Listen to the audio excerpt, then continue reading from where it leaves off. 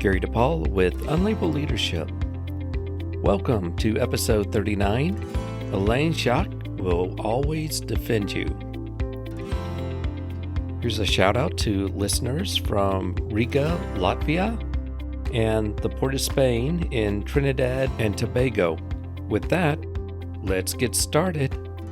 There are several different coaching certificates and certifications you can get. Some of them include Advanced Certified Personal and Executive Coach, or ACPEC, Associate Certified Coach, Professional Certified Coach, and an unusual one called Certified Conversational Intelligence Coach. Well, it just so happens that Elaine has all of them. Saying that she's a lifelong learner, that would be an understatement.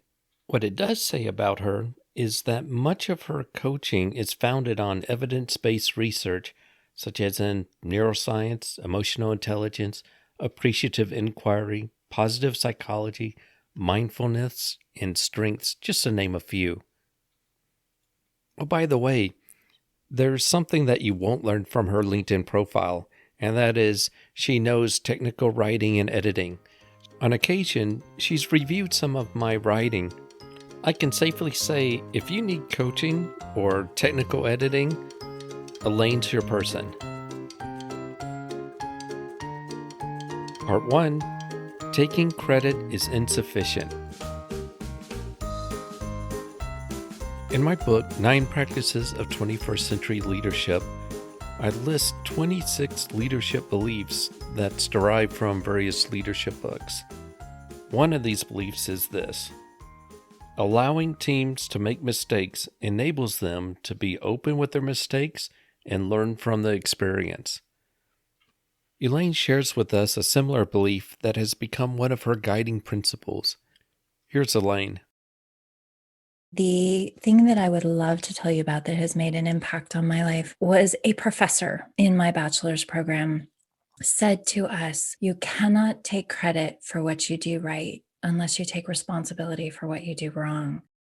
And the reason that made such an impact on me then was, saying, yes, okay, it's great to take credit for what you do and everything, but I also have to own those things that I don't do well or that I messed up on. Part of being vulnerable is a part of recognizing when we haven't done something well and giving that space to other people to feel comfortable owning their own mistakes as well and recognizing, this doesn't have to be a catastrophic failure.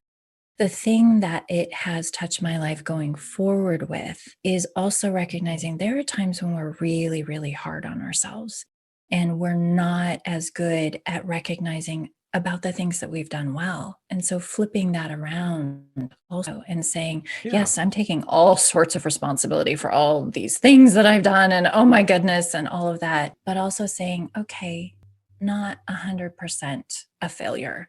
I have done things right. And so I can take credit for those things as well. And so from those two perspectives, that statement by the professor of mine in my bachelor's program has made such a profound impact on my life. And that's something that I have carried with me ever since.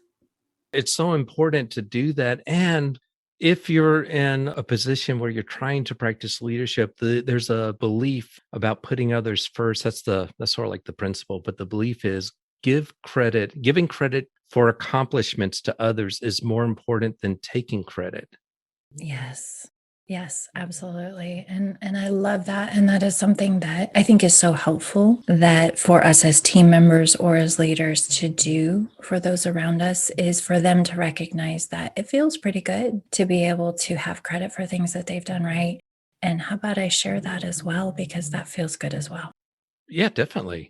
I love the quotation, you cannot take credit for what you do unless you take responsibility for what you do wrong. Mm-hmm. It's a good driving principle that guides you. And it's something that I get the impression that you share this with other people as well. Mm-hmm. Yes, absolutely. Well, I think you encapsulated it very nicely, tying it to one of your leadership principles, which I love. So I thought you did beautifully, Gary. Well, thank you.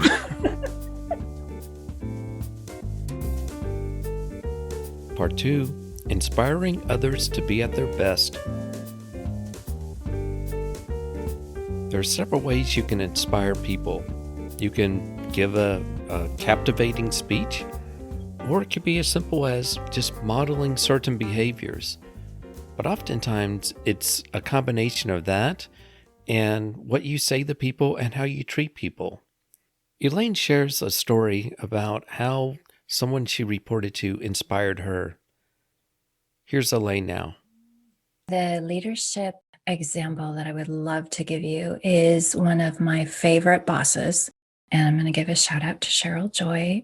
She is a beautiful woman that I worked for at one of the first hospitals that I worked at as a speech pathologist. I was in what's referred to as the clinical fellowship year. So I needed a nationally certified speech therapist to review everything. So I was still very new in the field, still, I'd finished my master's degree, but still had to go through this experience and was working at a hospital that at that time had a very strong personality medical director, if I can say so gently. He was very adamant that things had to go a specific way, and I'm going to insert also known as his way. And that wasn't always possible because obviously the reason there are different specialists is they bring their own perspective and their own value and input into patient care, and not always did he agree. The thing that Cheryl did for me and the others on the rehabilitation team was she said to us, no matter what happens, I will always defend you. Now I will check into it. And if I find that you have done something that isn't showing up as your best self or isn't in the best interest of patients, we will speak about it, but it will be in private. But to anyone outside of our department, I will defend you. And that was really powerful for me as someone just starting out, because having someone who wouldn't jerk the rug out from underneath me when I was still pretty tentative gave me a really valuable way to move forward when I knew I was right, or I knew something was in the best interest of the patient care, even in the face of this particular gentleman who had some very strong opinions. That was very helpful to me. And knowing that she wouldn't just embarrass me if I didn't do something right, that we could move forward with a learning opportunity. The flip side of that it also did for me was I really, really wanted to show up as my best because I never wanted to sacrifice her reputation over something I had done wrong. And so it really inspired me to be the best that I could be and to really research things and to really get good at what I was doing and make sure that I was as right as I could be at any of those key moments that I felt like were going to become controversial. And so to me, that is really something that was so powerful for her to do for us as a team. Cheryl, in a sense, gave you, permission to make mistakes and to try things on your own. And she's sort of like giving psychological support for you to do that. And I love how you state that has affected you, inspired you in a way to try to do the best you can, knowing that you have that support there in case things go wrong with, let's say, like this medical director. Yes. And there were numerous opportunities to have this proposition tested, because there were numerous times where he would absolutely disagree with my recommendation for a specific patient's care. She absolutely would go toe to toe with him and support me, even if it was uncomfortable for her. It was very helpful for me. Didn't give me that sense of, oh, I can do anything I want because she'll support me. But no, it was when I do have to stand firm on something because I feel it is absolutely a case of patient safety, that I knew I had her support. And that was so helpful for me to then feel like to feel empowered to do what I felt was best for the patients. And that was really critical for me, especially during the early part of my career. And at the same time, Cheryl wanted to understand the rationale, the thinking behind that as well. I'm guessing there might be times in which she disagrees with something.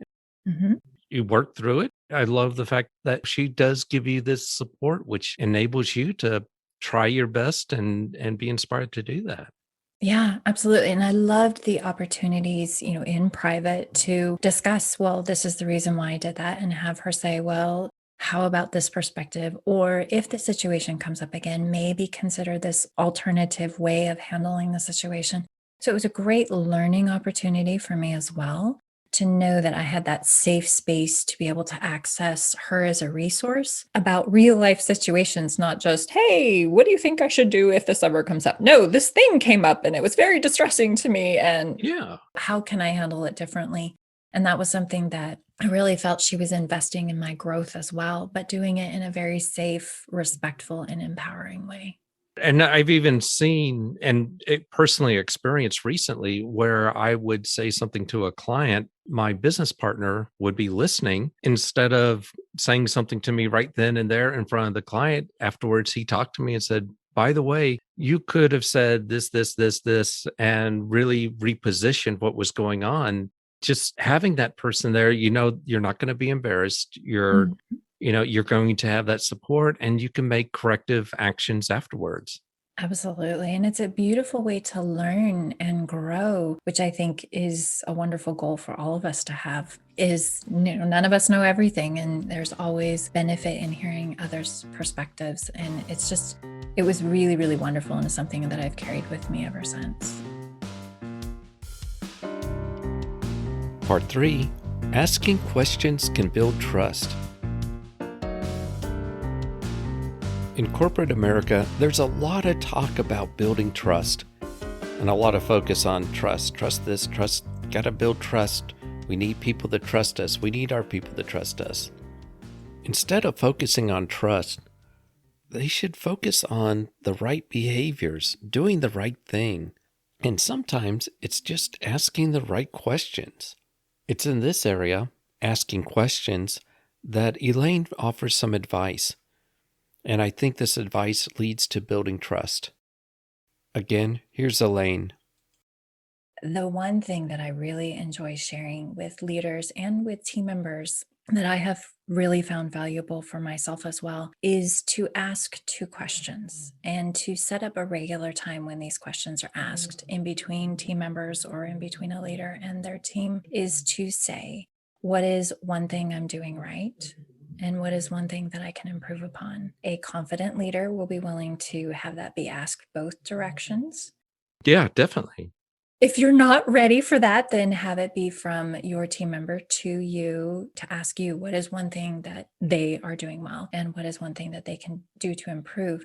And the reason I like to suggest this is because, from a neuroscience standpoint, because I am a nerd, is that our brains will go out and find information, find data to support whatever we've decided on. And if you know that regularly you are going to have this brief conversation with each one of your team members, your brain is going to be looking for, what are they doing right? What areas can I help support them in growing more? How can I invest in them more? And that creates this very collaborative sense and this very empowering and supportive sense about your team environment that allows each person to feel like, yes, I'm doing things that are right. And yes, there are things that I'm doing well. And my boss, my leader, my team lead, whoever is looking out for me and is saying, you're doing this great. Now, here's an area where I think you can excel if we make this one small change or this one small shift. So I like to encourage people to ask those 2 questions of, what's one thing that I'm doing right and what's one thing that I can do to improve on. I specifically emphasize those last words because what's one thing I'm really sucking at or one thing I'm doing terrible? Yeah. It's what's one thing that I can improve upon. It's starting from that sense of, you are doing things well and you are doing things in a way that is good, but maybe let's go for better or great or the best in this one area. That is something that I like to recommend to people, is just have those regular conversations, because you will find that you will learn interesting things about yourself and what people appreciate about you, and also just grow from others' perspectives. It's so important to ask those things because getting feedback, especially in the corporate world, it's like rationed. Mhm. You only do a little bit at a time. And a lot of people, they don't do it until the end of the year. They have these annual reviews and suddenly you get this feedback that you weren't expecting. I like those 2 questions. And I really like the idea of someone who is a manager or a lead asking subordinates those 2 questions about herself or himself, Yeah. it sends a powerful message. It really does. And it does take a certain amount of confidence, a certain amount of being willing to be vulnerable, because, of course, inherent to that is if you receive feedback about, oh, I'm doing this great, that's wonderful, this is something that's appreciated. But there's that other bit, which can be a little stingy sometimes, which is what's one thing that I can improve upon, because then you need to. It's something that you need to show an effort towards, because that really does send a powerful message to people that when I take the time to give you feedback, both positive and, maybe supportive, we'll say it that way, that's something that I really want to see you grow in. A third question that some people can find beneficial to add is, and how can I support you in doing that? That again can go both ways, of the team member to the lead saying, and the way that I can support you to do that is by, and give an example. And so again, it really emphasizes that collaboration and that supportive and empowering environment. I like to use the word edify, which, just means we're building each other up. We can all grow by doing that. If you ask those two questions, and third question as well, it really opens up the opportunity to give permission for someone else to let you know when you're doing something that is, it's either wrong or there's a way of doing it better. Yeah. Fine tuning is so important, but if you think about it, it also is a way of building trust. Yes, absolutely.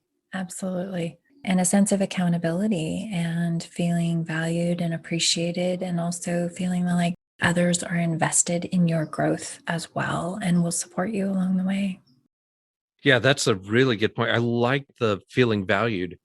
It's another way of doing it. So if we were teammates and I asked, how am I doing? Or how can I improve on something? Or how can I improve? Is there anything you think I can improve on? It says, I value what you have to say. I'm going to listen. And especially if I do what you suggest, it just encourages people to be more open. Yes. Not have to rely on 360 feedback that's secretive, Right. Yes. It's that more, what I like to refer to as more direct mutual respect for each other, recognizing each other's worth and supporting each other in areas of growth. If we can just do that more frequently, maybe not every time and go excessive, but Right. definitely more than once a year, once a quarter, once a month, or once a week, it changes the whole culture. Oh, absolutely. And there's research that shows that the amount of time that an employee spends with their boss has a direct impact on their growth and their likelihood of being promoted and their compensation. And so the interesting thing is, when I speak to leaders and they say, well, I don't have time to meet with all of my team, I've got so many people or whatever. These conversations don't have to be long, and you can set it up saying, this will be 10 minutes. Come prepared. We're going to go over it, and then off you go. And that's it. For people who have really large teams, you can pick people. Okay, these 5 other people are your people. They are going to be your sub-team, if you will. But to really create that culture of support and mutual respect, and to do it, as I love the word that you picked, to create that sense of trust amongst each other, that we all are looking out for each other's good as individuals and as a team. My thanks to Elaine Jacques. If you'd like to learn more about Elaine, go to the show notes.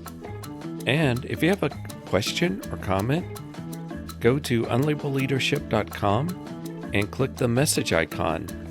Maybe I'll play it on the air. You can leave a message, by the way, up to 1 minute, I believe. I'd like to thank those who have helped with the show financially. It helps with the production cost. But most important, I'd like to thank you for listening. Until next time, lead on.